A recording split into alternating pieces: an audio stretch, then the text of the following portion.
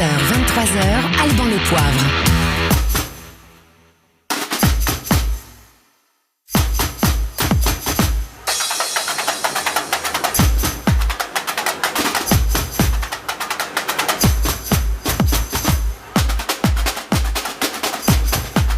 Quelle est douce cette mélodie, qu'elle est entraînante également en compagnie du joli sourire, même si à la radio ça sert pas à grand chose, mais il est quand même magnifique. Mais vous avez également une voix qui va avec. Bonsoir Isabella Pagliari. Bonsoir tout le monde, vous allez bien? Très bien, et vous-même? Très bien, merci. Toujours avec Patrick Julliard et avec Nabil Djellit évidemment. L'actualité des Brésiliens de la Ligue 1, des Brésiliens du Paris Saint-Germain. On va parler dans un instant de Thiago Silva, le capitaine, qui n'a toujours pas prolonger son contrat. Je voudrais juste, on va avancer un petit peu dans le conducteur que vous nous aviez imaginé, mais le Paris Saint-Germain annonce, en tout cas, je vais le citer, le site de l'équipe annonce que Neymar sera de retour contre Lille, c'est-à-dire après la trêve international. Les Parisiens l'attendent évidemment, le retour de Neymar. Il travaille à fond pour revenir le plus tôt possible. C'est ça. Bon, des retours que j'ai eu au Parc des Princes mercredi, les matchs face à Bruges, des proches de Neymar, c'est que Neymar se prépare pour jouer face à Lille et après évidemment face au Real Madrid. Il a hâte de revenir sur le terrain. Il fait le travail plus intense chez lui et il travaille au camp de loge et après il travaille beaucoup plus chez lui. Et voilà, il prend soin de son corps, il est bien focalisé, concentré pour revenir. Il n'a pas encore joué cette saison en Ligue des Champions, il a hâte vraiment. Il trouve le temps long là, oui, sans jouer. C'est long. La saison, il a la sensation que la saison n'a pas encore commencé pour lui. Donc voilà, Neymar normalement la semaine de la pause internationale, vu qu'il ne va pas avec l'équipe du Brésil. J'allais vous demander, il reste à Paris pendant la trêve. Ouais. Peut-être qu'Itourelle va donner quelques jours de repos pour les joueurs qui vont pas être convoqués. C'est possible qu'il part quelques jours en voyage. Et ça, je sais pas la confirmation encore. Mais c'est sûr qu'il va rester beaucoup part du temps à Paris pour se concentrer sur sa blessure et revenir. On a hâte, Nabil Djellit, de le voir revenir. Bah oui. Comme le disait Isabella, on a l'impression que la saison n'a pas commencé quasiment pour lui. Mais oui, mais Patrick le dit parfois à juste titre, on a l'impression que l'équipe est en train de se construire sans lui aussi également, notamment en Ligue des Champions. Alors on va voir quelle place il va reprendre. Alors pour moi, évidemment, il y aura pas de... on est loin du cas Cavani. Quand il rentrera sur le terrain, ça sera à son poste préférentiel. Il sera pas isolé sur le côté gauche comme l'avait pu le faire Thomas Tuchel avec Cavani. Après, évidemment, quand il est sur le terrain, il ne déçoit jamais. On reste un peu sur notre fin à chaque fois qu'il retrouve de l'élan, de l'envie et il fait la différence. À chaque fois, il se blesse malheureusement. Mais sur le peu qu'il a fait déjà en ce début de saison, il a quand même encore une fois marqué les esprits, notamment avec ce ciseau à la dernière minute face à Strasbourg, si je dis pas de bêtises, où il a été incroyable. Et moi, j'ai hâte de le revoir sur un terrain. Et puis, c'est encore une fois, on va le redire ici, c'est une chance d'avoir un joueur comme ça en Ligue 1. Écoutons d'ailleurs à votre micro, Isabella Pagliari, Leonardo, le directeur sportif du Paris Saint-Germain, au sujet justement de Neymar. Leonardo. Le problème avec les supporters, c'est déjà passé. Le dernier match, c'était déjà plus comme ça. Et après, malheureusement, il s'est blessé, il a dû déclarer forfait pour les autres rencontres.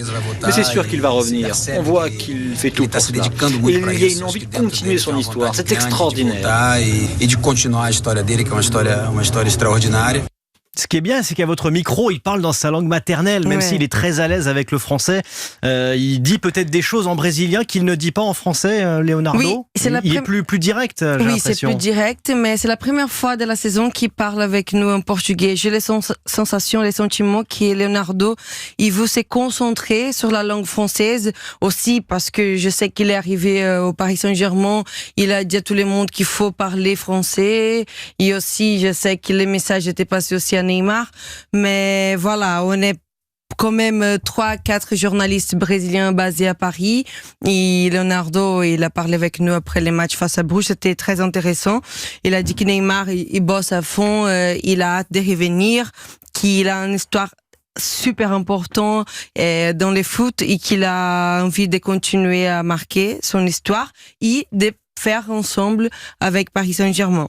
Alors justement, dans quel schéma tactique, comment Thomas Tuchel va faire pour utiliser Neymar, en plus de tous les atouts offensifs qu'il a. Je sais que vous avez vu Thomas Tuchel aussi cette semaine. C'est vraiment les débats parce que normalement face au Real Madrid, c'est la première fois de la saison que Tuchel va avoir tout son effectif à disposition.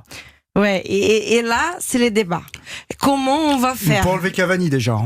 Parce qu'avant c'était à 5, maintenant on peut dire que c'est à 4. Hein. Non mais bon, Cavani, je pense pas que c'est dans les débats. Voilà. Je pense que c'est avec le retour de Neymar, s'il va rester avec Di Maria ou pas. Et d'ailleurs, on a la réponse de Tuchel, c'est très intéressant parce que moi, je trouve que c'est la première fois qu'il a parlé avec la possibilité de jouer avec les 4 quand même. Écoutons Thomas Tuchel. C'est possible, mais on doit décider, on doit toujours être attentif qu'on a une équipe équilibrée.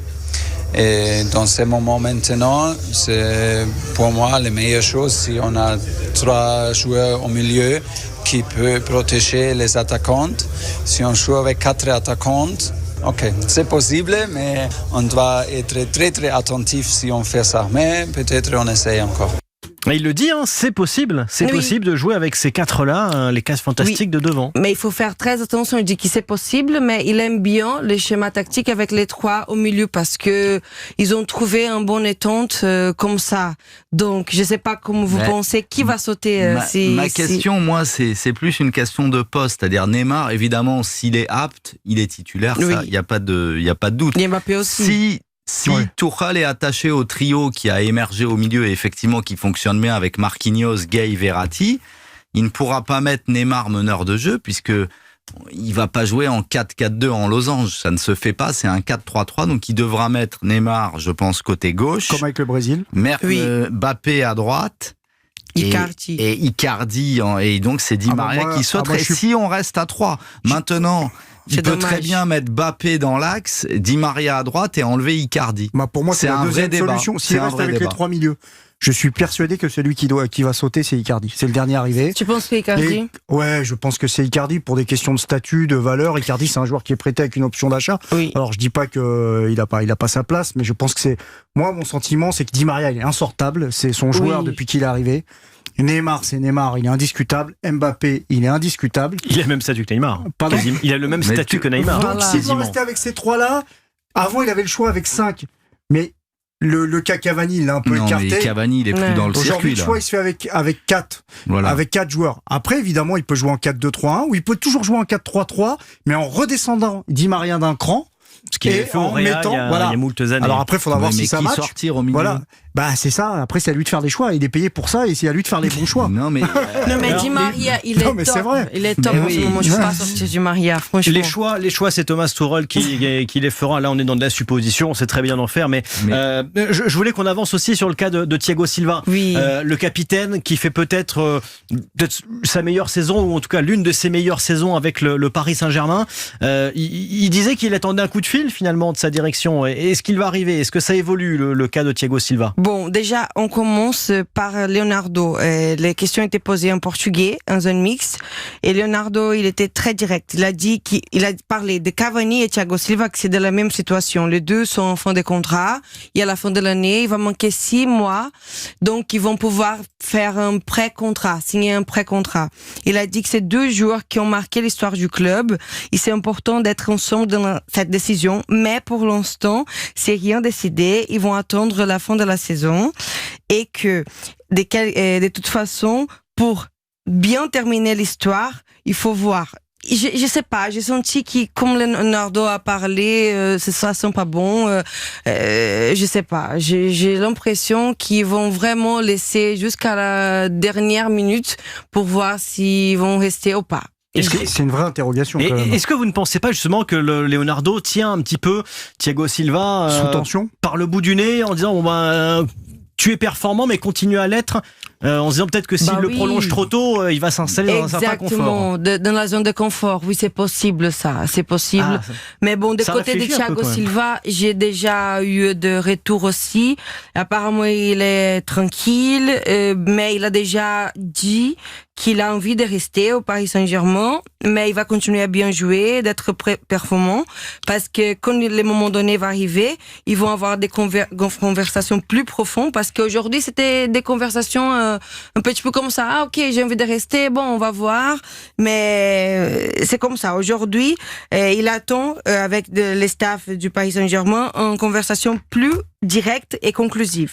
Parce que si il a l'opportunité de rester au Paris Saint-Germain, Thiago Silva, il va rester. Mais aujourd'hui, après la déclaration de Leonardo en portugais, j'ai eu le sentiment que c'est pas bon. Après, Thiago Silva, faut pas oublier qu'il peut aussi avoir des propositions en même temps d'autres clubs. Bien sûr. Oui. Et, Au 1er janvier, il peut signer où il veut. aussi un pré-contrat. Ouais, et il va pas signer dans un petit club. Je veux dire, voilà, c'est quand même un joueur. Il pourrait aller ailleurs en Europe, ou là, s'il quitte le PSG, il retourne au Brésil? Non, bon, son club de cœur au Brésil, c'est Fluminense. Il avait un moment qui sa femme Balissiova a mis une story sur Instagram et quelqu'un a demandé c'est possible que Thiago Silva revienne à jouer en Fluminense. Elle a dit oui, pourquoi pas, les contrats avec PSG c'est à la fin. Donc elle a laissé les portes ouvertes, c'est comme elle a envoyé un signal. Ouais, c'est possible, mais je pense que Thiago Silva, il a les ballons, il a encore des jambes pour jouer à haut niveau en Europe. Oui, largement. Après, je suis d'accord avec et après, je donne l'exemple de Daniel Alves, parce qu'il est parti au Brésil, je sais qu'il est pas content du tout jouer au Brésil. Oui, mais apparemment, il était pas content parce qu'il trouvait qu'il y avait trop de racistes à Paris, donc faut se méfier. Il s'est mal exprimé, je pense. Non, mais plus sérieusement, je pense que effectivement, Leonardo, il maintient ses joueurs sous pression en ne les prolongeant pas trop tôt. Oui. Et parce qu'on sait, je crois savoir aussi que Marquinhos, lui, il est en contrat jusqu'à juin 2022, donc bientôt va se poser pour lui aussi la question de la prolongation. Oui. Isabella en sait sûrement plus que moi, mais je pense qu'il veut rester. Mais Leonardo veut pas prolonger tout le monde trop tôt parce que ça peut introduire un relâchement ensuite. Ouais, c'est possible. C'est possible parce que je commence à comprendre la façon de penser de Leonardo. Mais après, Marquinhos, ça représente le projet du Paris Saint-Germain. Il est sérieux, il bosse, il incarne les projets du PSG. Je pense qu'il va prolonger, il a envie de rester au Paris Saint-Germain, mais après, il faut voir comment Leonardo pense sur ça. Mais je m'inquiète pas pour Marquinhos.